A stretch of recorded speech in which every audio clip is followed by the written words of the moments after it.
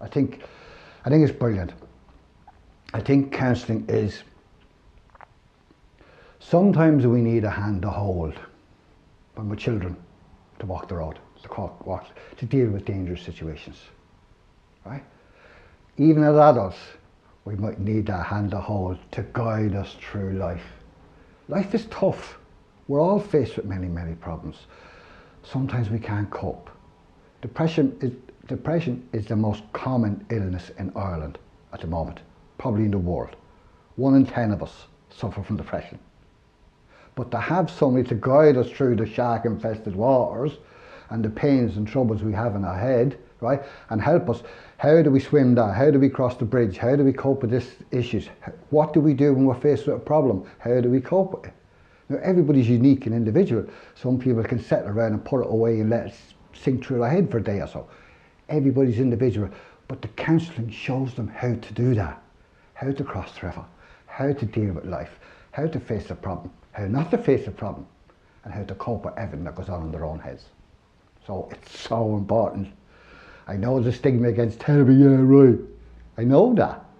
But I know there are hundreds of people in here every week. There's 200 people in here every week for counselling nearly, right?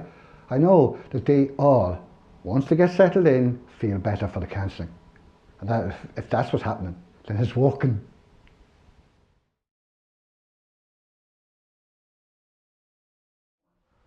It's so important in a number of ways.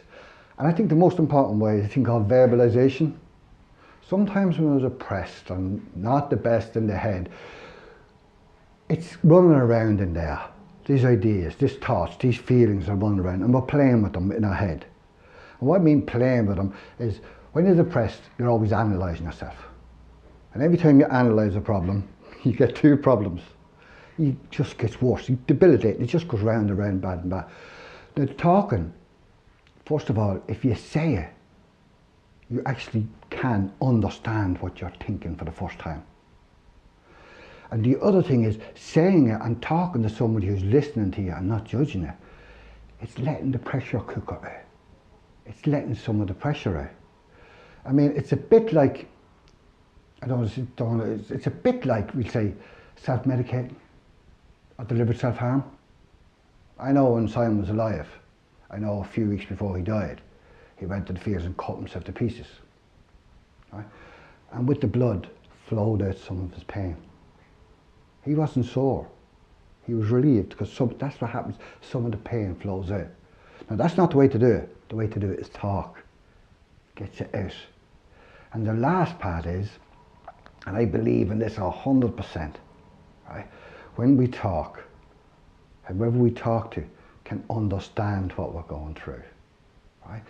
And while we mightn't be rational, not thinking straight, the other person can be the rational thinker for 2 of us and say, like happened exactly this morning, right? And say, listen, I don't know what to do, I don't know what to do, but I know Amanda did. I rang so sad. She rang so sad, right?